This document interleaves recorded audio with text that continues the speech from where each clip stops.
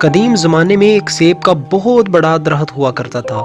اس کے قریب ہی ایک چھوٹا سا لڑکا رہتا تھا۔ لڑکے کو روزانہ اس درخت کے پاس آنا اور کھیلنا اچھا لگتا تھا۔ لڑکا روزانہ اس درخت کے پاس آتا، اس کے ارد گرد گھومتا اور اس کے ساتھ کھیلتا رہتا تھا۔ درخت کو بھی اس کے ساتھ بہت لگاؤ ہو چکا تھا۔ درخت کو بھی اس کا کھیلنا بہت اچھا لگتا تھا۔ آہستہ آہستہ وقت گزر رہا تھا اور لڑکا بڑا ہو رہا تھا۔ اب وہ پہلے کی طرح روزانہ اس درخت کے پاس کھیلنے نہیں جاتا تھا۔ ایک دن وہ نوجوان اس درخت کے پاس آیا تو مایوس لگ رہا تھا۔ درخت نے اس سے کہا، آؤ میرے ساتھ کھیلو۔ اب میں بچہ نہیں رہا، اب میں درختوں کے ارد گرد نہیں کھیلتا۔ مجھے کچھ کھلونے چاہیے اور ان کے لیے پیسوں کی ضرورت ہے۔ مجھے افسوس ہے، میرے پاس پیسے تو نہیں ہیں، لیکن میرے اوپر جو سیب لگے ہوئے ہیں تم انہیں توڑ کر بیچ سکتے ہو، اس کے بعد تمہارے پاس پیسے آ جائیں گے۔ لڑکے نے سارے سیب توڑے اور خوشی خوشی چلا گیا۔ اس کے جانے کے بعد درخت اب پھر اداس رہنے لگا تھا، کیونکہ وہ اب اکیلا رہ چکا تھا اور اس لڑکے کو یاد کیا کرتا تھا۔ کچھ عرصے بعد لڑکا پھر لوٹ کر آیا۔ درخت اس کو دیکھ کر بہت خوش ہوا۔ آؤ میرے ساتھ کھیلو۔ میرے پاس کھیلنے کے لیے وقت نہیں ہے۔ میرے لیے ضروری ہے کہ میں اپنے خاندان کے لیے کام کروں۔ ہمیں رہنے کے لیے ایک مکان کی ضرورت ہے۔ کیا آپ ہماری مدد کر سکتے ہیں؟ مجھے افسوس ہے، میرے پاس کوئی گھر موجود نہیں ہے، پھر بھی تم اپنا گھر بنانے کے لیے میری ٹہنیاں توڑ سکتے ہو۔ لڑکے نے خوشی خوشی وہ ٹہنیاں توڑیں اور پھر چلا گیا۔ درخت اب پھر اس کو یاد کیا کرتا تھا، کیونکہ درخت کو اس سے لگاؤ ہو چکا تھا۔ بہت زمانے گزر چکے تھے، لڑکا لوٹ کر نہیں آیا تھا۔ ایک دن اچانک پھر لڑکا لوٹ کر آیا۔ اب کچھ بہتر لگ رہا تھا۔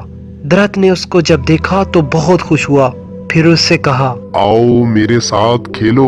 میں اب بڑا ہو گیا ہوں، میں اب نہیں کھیلتا اور چاہتا ہوں کہ سمندر میں سفر کروں تاکہ خوشحال ہو جاؤں۔ کیا آپ مجھے ایک کشتی دے سکتے ہیں؟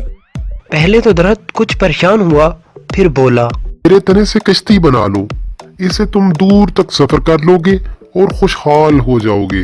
کشتی کے غرض سے لڑکے نے درخت کا تنا کاٹا اور پھر خوشی خوشی چلا گیا۔ پھر بہت سا عرصہ گزر چکا تھا اور لڑکا لوٹ کر نہیں آیا تھا۔ درخت اس کی یاد میں اکثر رویا کرتا تھا۔ پھر ایک دن آیا جب وہ لڑکا لوٹ کر آیا۔ اب شاید وہ بزرگ ہو چکا تھا، اسے چلا نہیں جا رہا تھا۔ بہت نرم ہاتھوں سے اس نے ڈنڈے کو پکڑ رکھا تھا جس کے سہارے وہ چل رہا تھا۔ پہلے تو درخت کچھ پریشان ہوا، پھر بولا، آؤ میرے ساتھ کھیلو۔ ٹہنیوں سے کھیلنے کی اب میری عمر نہیں رہی۔ میرے پاس اب کچھ نہیں بچا جو تمہیں دے سکوں۔ کوئی بات نہیں، تمہارے لیے ایک سیب بھی نہیں بچا۔ اب اسے کھانے کے لیے میرے پاس دانت بھی موجود نہیں ہے۔ اب تو میرے پاس ویسا مضبوط تنا بھی نہیں کہ تمہیں کشتی دے سکوں اور تم اور پیسہ کما سکو۔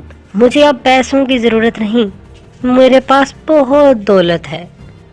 حقیقت میں اب میں تمہیں کچھ نہیں دیکھ سکتا۔ آخری چیز جو میرے پاس ہے وہ بس میری یہی جڑیں ہیں۔ مجھے اب ان سب چیزوں میں سے کسی کی ضرورت نہیں، بس میں اب تھک چکا ہوں اور آرام کرنا چاہتا ہوں۔ کوئی بات نہیں، میری جڑیں بہت نرم ہیں، تم ان میں آرام کر سکتے ہو۔ وہ بوڑھا شخص درخت کی جڑوں میں لیٹ گیا اور سکون سے سونے لگا، اور درخت بہت خوش تھا کہ لڑکا لوٹ آیا ہے۔ پیاری دوستو، درخت کی سی مثال ہمارے والدین کی ہے، جو اپنا سارا قیمتی سرمایہ ہماری زندگی کو سنوارنے کے لیے ہم پر قربان کر دیتے ہیں۔ ہمیں بھی چاہیے ان کے ساتھ اچھا سلوک کریں اور حسن اخلاق کے ساتھ پیش آئیں۔